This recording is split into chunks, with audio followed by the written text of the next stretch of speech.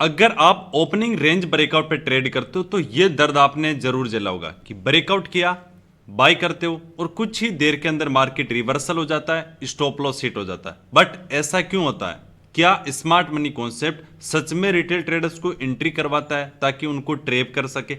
आज के इस वीडियो में हम रियल चार्ट एग्जांपल के साथ सीखेंगे कि ट्रेप क्यों होता है, क्या ओपनिंग रेंज ब्रेकआउट काम नहीं करता, कितनी प्रोबेबिलिटी होती है और सही एंट्री के लिए क्या हम कंफर्मेशन का वेट कर सकते हैं या फिर हम देख सकते हैं कि हमारा स्टॉप लॉस कम हो। इसके बारे में कंप्लीट हम सॉल्यूशन देने वाले हैं, वीडियो तक लास्ट तक जरूर देखना। सबसे पहले बात करें, जो ओपनिंग रेंज ब्रेकआउट होता है उसका मतलब क्या होता है कि जो 15 मिनट की कैंडल स्टिक होती है या फिर 5 मिनट की जो 3 कैंडल स्टिक है, इसके हाई को मार्क करना और लो को मार्क करना। मतलब जब भी मार्केट ओपन होता है, ओपन होने के बाद एक रेंज बनाता है, उस रेंज के ब्रेकआउट करने पर बाई करना या ब्रेकडाउन करने पर सेल करना, यह होता है ओपनिंग रेंज ब्रेकआउट। क्योंकि मोस्टली अभी के टाइम ये ट्रेंडिंग स्ट्रेटजी है, हर कोई यूज करता है। बट बहुत सारे कमेंट्स आ रहे थे कि सर इसमें लॉस हो रहा है, बट उसके लॉस के रीजन क्या है उसको हम डिटेल में समझ लेते हैं। तो ओपनिंग रेंज ब्रेकआउट मतलब समझिए कि ओपन होने के बाद जो भी मार्केट हाई प्राइस और लो प्राइस लगाता है उसको हम रेंज बोलते हैं। ब्रेकआउट करने पर बाइंग करना, ब्रेकडाउन करने पर सेल करना, उसका ओपनिंग रेंज ब्रेकआउट हो गया। जैसे एग्जांपल आपको मैं यहां पर बता देता हूं। यहां पर देख सकते हो जैसे मार्केट ओपन हुआ, ओपन होने के बाद ये लो प्राइस और 3 कैंडल स्टिक 1 2 3, ये 3 का ये हाई प्राइस हो गया। तो ये हाई प्राइस हो गया, ये कैंडल स्टिक का लो प्राइस हो गया। इसको जिस भी साइड ब्रेकडाउन करता है तो वहां पर हमें सेल साइड की पोजीशन बनाना है और ब्रेकआउट करता है तो बाइंग साइड की पोजीशन बनाना है। ये तो सिंपल हो गया। अब हम बात कर लेते हैं कि ट्रेडर्स गलती कहां पर देखते हैं। वो जैसे ही ओपनिंग रेंज ब्रेकआउट हाई और लो को मार्क करते हैं, वो सिर्फ ये देखते हैं अगर इसके नीचे डाउन साइड में रेड कैंडल स्टिक क्लोज की है और मार्केट जैसे उसको लो को ब्रेक करता है, सेल साइड की पोजीशन बनाते हैं। मार्केट थोड़ा सा तो डाउन साइड मोमेंटम करता है, उसके बाद तुरंत उनका स्टॉप लॉस हिट हो जाता है। क्या उनकी एंट्री गलत है? यस। सबसे पहले आपको क्या देखना है, लिक्विडिटी कॉन्सेप्ट या मार्केट हमेशा एसएल हंटिंग के बेसिस पर चलता है।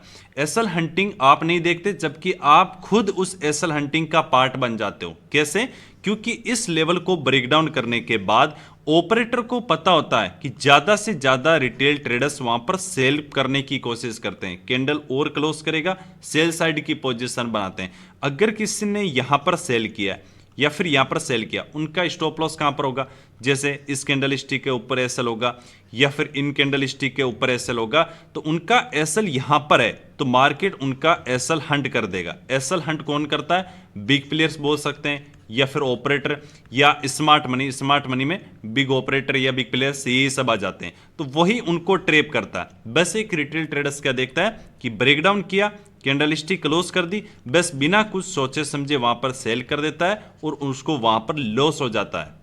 इस कंडीशन से बचने के लिए आपको 2 से 3 चीजें हमेशा देखना चाहिए। पहले देखना आपको बायर्स की स्टॉप लॉस है या फिर सेलर की स्टॉप लॉस है।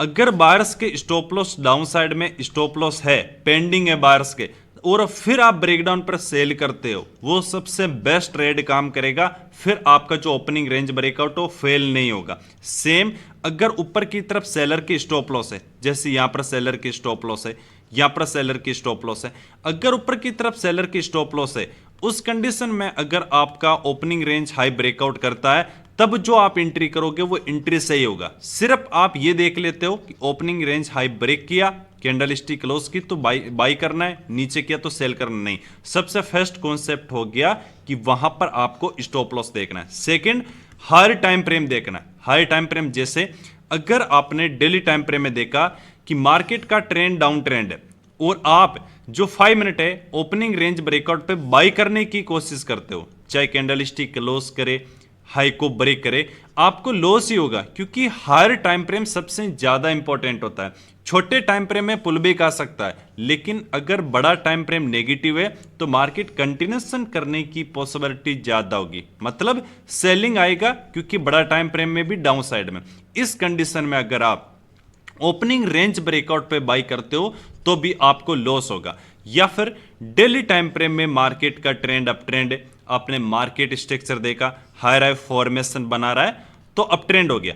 उस कंडीशन में अगर ओपनिंग रेंज ब्रेकआउट पे ब्रेकडाउन पर आप सेल साइड की पोजीशन बना रहे हो तो क्या होगा, लॉस होगा। तो सबसे पहले आपको बायर्स और सेलर के स्टॉप लॉस को देखना है। उसके बाद हर टाइम फ्रेम में, ज्यादा ऐसा जरूरी नहीं है कि 13 मिनट का टाइम फ्रेम भी देखना है, बिल्कुल भी नहीं देखना। 1 आवर का टाइम फ्रेम ये भी नहीं देखना। आपको देखना हमेशा डेली टाइम फ्रेम देखना है, उसके बाद 15 मिनट और उसके बाद 5 मिनट। जितना ज़्यादा टाइम फ्रेम देखोगे उतना कंफ्यूज हो जाओगे, ट्रेड प्लान नहीं कर पाओगे, क्योंकि हो सकता है कि डेली टाइम फ्रेम में डाउन साइड हो, 1 आवर के टाइम फ्रेम में अप साइड हो, 13 मिनट में पता चले साइडवेज हो, क्योंकि अप साइड मतलब पुल बैक हो सकता है। इसलिए जितना ज़्यादा टाइम फ्रेम में देखोगे या जितना ज़्यादा इंडिकेटर यूज करोगे उतना ज़्यादा कंफ्यूज हो जाओगे, सही से ट्रेड प्लान नहीं कर पाओगे। ये चीज़ आपको देखना बहुत ज़्यादा जरूरी है। लेकिन ORB opening range breakout fail क्यों होती है, क्योंकि इसमें आपको यह समझना है, जैसे मार्केट किसी लेवल्स को निकालता है, रिटेलर्स वहां पर क्या करते हैं, बाइंग साइड की पोजीशन बनाता है, जबकि स्मार्ट मनी क्या करता है, जो भी वहां पर बाइंग करते हैं उनको ट्रेप करवा देता है। इसीलिए मार्केट यहां से रिवर्सल हो जाता है और सीधा रिटेलर्स वहां पर बाई करता रहता है। जैसे एग्जांपल पे यहां पर देख लो, सेलिंग आने के बाद मार्केट ने यहां पर ओपनिंग रेंज लो प्राइस हो गया, हाई प्राइस हो गया, डायरेक्ट यहां पर रिटेलर्स सेल साइड की पोजीशन बना देंगे और ऑपरेटर उनको ट्रेप कर देता है, इसीलिए वहां पर फेल हो जाती है। चाहे अगर के मार्केट में ट्रेंड डाउन ट्रेंड है, बट यहां पर जैसे पीछे देखो, क्या डाउन साइड में जैसे इसको ब्रेक कर दिया, फिर इसको ब्रेक कर दिया, क्या डाउन साइड में कोई भी स्टॉप लॉस है क्या, स्टॉप लॉस है क्या, वो कैसे पता करेंगे, आप ये देख सकते हो बहुत सिंपल तरीके से। क्या यहां पर नीचे की तरफ कोई चार्ट है क्या, अगर चार्ट ही नहीं है नीचे मतलब स्टॉप लॉस नहीं है। अगर यहां पर स्टॉप लॉस नहीं है तो फिर सेल करोगे तो ज्यादा पॉसिबिलिटी ट्रेप होने की है। जैसे एग्जांपल के तौर पे इसको ब्रेकआउट किया तो यहां पर इतनी बड़ी कैंडल से ब्रेकआउट पे बाई करोगे, ट्रेप हो जाओगे। तो ज्यादातर ऑपरेटर को पता होता है कि आप कहां पर बाई कर रहे हो, कहां पर सेल कर रहे हो, क्योंकि ये लेवल बहुत ज्यादा ऑब्वियस होते हैं, इसीलिए जो ओपनिंग रेंज ब्रेकआउट होता है वो फेल हो जाता है। अब सबसे ज्यादा इंपॉर्टेंट है फेक ब्रेकआउट को आइडेंटिफाई करना, क्योंकि ये ब्रेकआउट ही तो फेक हुआ है। सबसे इंपॉर्टेंट पार्ट इसके अंदर ये जो एक पॉइंट सबसे ज्यादा आपको यूजफुल होने वाला है, क्या कि जब भी मार्केट कंटिन्यूएशन मोमेंटम करता है, चाहे वो अपसाइड में जा रहा हो या कंटिन्यूएशन डाउन साइड में जा रहा हो, और उस कंडीशन में किसी भी लेवल का अगर मार्केट ब्रेकडाउन कर देता है, बहुत ज्यादा पॉसिबिलिटी होगी कि वो फेल होगा।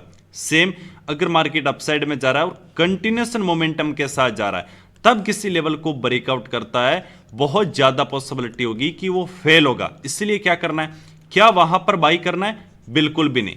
अगर कंटिन्यूएशन मोमेंटम आ रहा है, किसी लेवल को ब्रेकडाउन कर दिया, क्या वहां पर सेल करना है, बिल्कुल भी नहीं।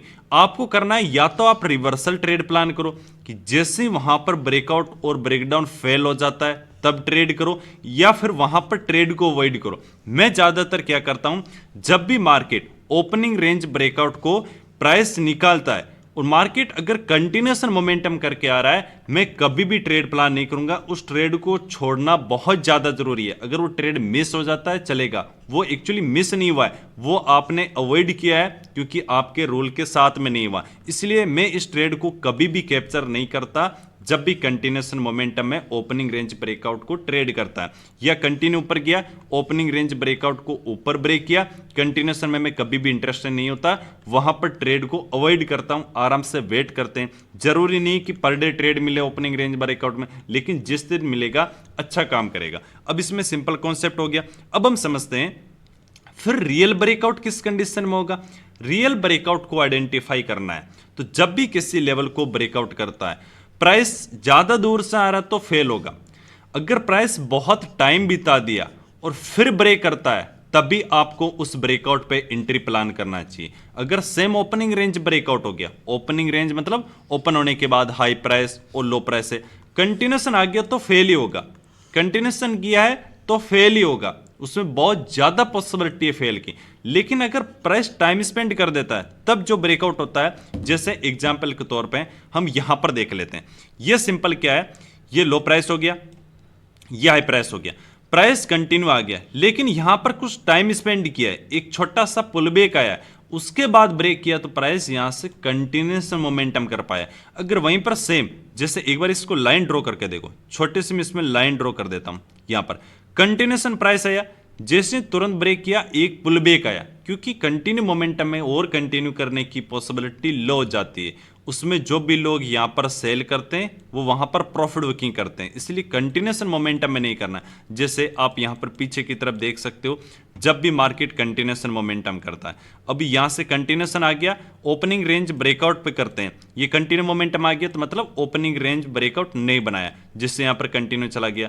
जब भी मार्केट ने रेंज बनाया हो, जैसे यहाँ मार्केट ओपन हुआ, ओपन होने के बाद यहां पर एक रेंज बनाया, क्लियर कट रेंज बनाया, यहीं पर मार्केट टाइम स्पेंड कर रहा है और तुरंत ब्रेक किया तो हमारे को क्या हुआ, डाउन साइड में इस क्लोजिंग प्राइस तक टारगेट देखने को मिला। जैसे ये ओपन होते निकल गया, ओपनिंग रेंज ब्रेकआउट में जबरदस्ती आप रेंज बनाने की कोशिश करोगे, वो गलत तरीका है। ओपनिंग रेंज मतलब ओपन हुआ, हाई प्राइस और लो प्राइस को मार्क किया और फिर मार्केट टाइम स्पेंड करके कि अपसाइड टाइम स्पेंड करके अपसाइड ब्रेक करके डाउन साइड टाइम स्पेंड करके डाउन साइड कंटिन्यूशन मोमेंटम में जब भी आएगा ना वो फेल हो जाएगा, बहुत ज्यादा पॉसिबिलिटी। जैसे यहां से मार्केट देखो ओपन हुआ, ये हाई प्राइस लगाया, ये लो प्राइस लगाया, ठीक है।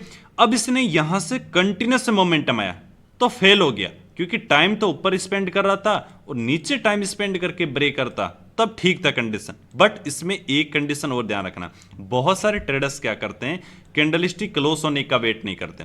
जैसे यहां पर इस रेंज को मैं मार्क कर देता हूं, अब यहां पर ये विक्स है, मतलब रेंज को ब्रेकआउट नहीं किया है। ब्रेकआउट वही माना जाता है जिसके ऊपर कैंडलस्टिक क्लोज करता है। जैसे यहां फिर से ब्रेक किया, क्या ऊपर की तरफ कैंडल क्लोज किया, नहीं, मतलब वो ब्रेकआउट नहीं है, वो सिर्फ और सिर्फ एक ट्रेप करने के लिए है। चाहे आप पीछे की तरफ एग्जांपल देख सकते हो, जैसे यहां पर आप देख सकते हो ये रेंज प्राइस हो गया, ये हायर प्राइस हो गया, इस रेंज के अंदर है, आपको अवॉइड करना है। अगले दिन इस रेंज को निकाला, लेकिन जैसे देख रहे हो तुरंत मार्केट यहीं पर ओपन हुआ और यहीं से निकाला। क्या यहां से मोमेंटम करके आया, बिल्कुल भी नहीं। अगर यहां से मोमेंटम करके आता तो ये भी ट्रेप हो जाता। एक दो एग्जांपल आपको मैं और पीछे की तरफ दिखा देता हूं। जैसे यहां से ये हाई प्राइस हो गया, ये लो प्राइस हो, प्राइस यहां पर गया, फिर टाइम स्पेंड किया, फिर गया, फिर टाइम स्पेंड किया। अब अगर इसको जिससे ब्रेक किया वहीं से मार्केट ने कंटिन्यूशन ऊपर की तरफ गया, क्योंकि छोटी सी रेंज है, अगर वहीं से मार्केट ऐसे कंटिन्यूशन जाते ब्रेक करता और आप बाई करते तो ट्रेप हो जाता। तो इसलिए ओपनिंग रेंज ब्रेकआउट, ये भी आप ध्यान रखना, जो मैं आपको एक एग्जांपल बता देता हूं। इसका मतलब क्या, जो ओपनिंग रेंज ब्रेकआउट है वो स्ट्रेटजी सही नहीं है, ऐसा नहीं है। या फिर क्या ऐसा है कि जो आप एंट्री प्लान कर रहे हो वो सही नहीं, इसमें आपका एंट्री भी सही है और ओपनिंग रेंज ब्रेकआउट भी बहुत शानदार काम करती है, बट उसके आपको रूल्स पता होने चाहिए। रूल्स क्या क्या है कि ओपनिंग रेंज ब्रेकआउट मतलब मार्केट जब ओपन होने के बाद एक हाई और लो को हम मार्क कर लेंगे, या फिर 15 मिनट का जो हाई प्राइस है और लो प्राइस है उसको मार्क कर लेंगे, हाई एंड लो। दूसरी कंडीशन क्या है, जब भी मार्केट हाई को निकाले ज्यादा दूर से आके नहीं निकालना चाहिए, टाइम स्पेंड करके निकाले तब जो एंट्री होगा ज्यादा सही होगा। लोअर लेवल पे टाइम स्पेंड करके लोअर लेवल को निकाले तब जो एंट्री करोगे ज्यादा बेस्ट होगा। ये एंट्री में एग्जांपल हो गया। थर्ड कंडीशन क्या है, हायर टाइम फ्रेम को देखना है। अगर हायर टाइम फ्रेम भी अपसाइड में, उसके साथ में सेकंड रूल है वो फॉलो हो रहा है कि आराम से टाइम स्पेंड करके निकाल रहा है, तब जो एंट्री होगा वो सही होगा। लेकिन ज्यादातर क्या गलती करते हैं, ये रूल्स तो बिल्कुल फॉलो नहीं करते, वो सिर्फ ये देखते रहते हैं कि ऊपर ओपनिंग रेंज में हाई प्राइस ये है, लोअर प्राइस ये है, ब्रेकआउट किया बाई कर लेता हूं, ब्रेकडाउन किया सेल कर लेता हूं।